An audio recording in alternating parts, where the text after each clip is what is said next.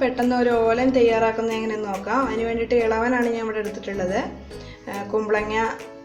കുമ്പളങ്ങയോ ഇളവനോ ഏതായാലും കുഴപ്പമില്ല. ഇതുപോലെ ചെറിയ കഷ്ണങ്ങളാക്കിയിട്ട് നുറുക്കിയെടുക്കാം. പരന്നിട്ടാണ് അരിഞ്ഞിട്ടുള്ളത്.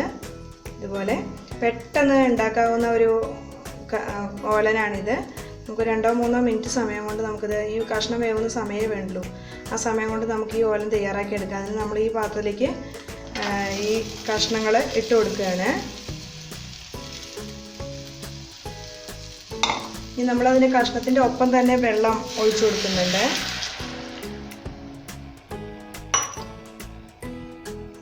അതിലോട്ട് നമുക്ക് ഒരു 5-6 പച്ചമുളക് മുറിച്ചത് നെടുകെ കീറിയത് അതിലോട്ട് ഇട്ട് കൊടുക്കാം.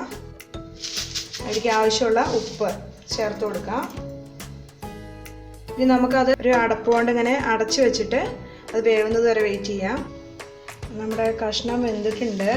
നമുക്ക് വേഗം കണ്ടറിയാൻ പറ്റും. വെള്ളം പറ്റേ കഴിഞ്ഞിട്ടുണ്ട് അതിലത്തെ.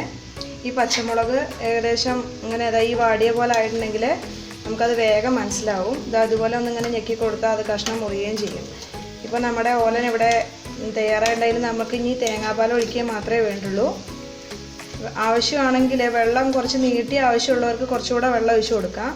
എന്നിട്ട് അത് തിളച്ചതിന് ശേഷം നമുക്കിത് വാങ്ങി വയ്ക്കാം. ഇനി ഇതിൽ 2-3 സ്പൂൺ തേങ്ങാപ്പാൽ ഒഴിച്ച് കൊടുക്കാം.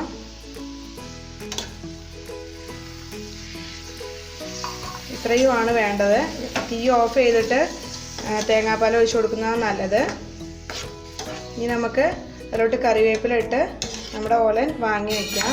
ഓലൻ ഇവിടെ റെഡിയാണ്. വെറും 3 മിനിറ്റ് സമയമാണ് നമ്മളിതിനെടുത്തത്. 2 മിനിറ്റ് കൊണ്ട് തന്നെ കഷ്ണം വെന്ത് കിട്ടിയിട്ടുണ്ട്. നമുക്ക് വെറും 3 മിനിറ്റ് സമയമാണ് നമുക്കിതിന് വേണ്ടുള്ളൂ. നിങ്ങളെല്ലാവരും ഇത് ട്രൈ ചെയ്ത് നോക്കണം. ഇനി ഇതിൽ കറിവേപ്പില ഇട്ട് കൊടുത്ത് നമുക്കതൊരു പാത്രത്തിലേക്ക് ഒഴിക്കാം. ഇത്രയേ വേണ്ടുള്ളൂ. നമ്മുടെ ഓലൻ ഇവിടെ റെഡി ആയിട്ടുണ്ട്. പെട്ടെന്ന് കുട്ടികൾക്കൊക്കെ ഇഷ്ടപ്പെട്ട ഇതുമായിരിക്കും. മുളക് കുറച്ചിട്ടുണ്ടെങ്കിൽ കുട്ടികളെല്ലാം ധാരാളം ഇഷ്ടപ്പെടുന്ന ഒരു കറിയായിരിക്കും. എരിവും കുറവായിരിക്കും. പിന്നെ പെട്ടെന്ന് തയ്യാറാക്കി കൊടുക്കാം. സ്കൂളിലേക്കൊക്കെ കൊടുത്തയക്കാൻ പെട്ടെന്ന് തയ്യാറാക്കി എടുക്കാൻ പറ്റുന്ന ഒരു കറിയാണ്.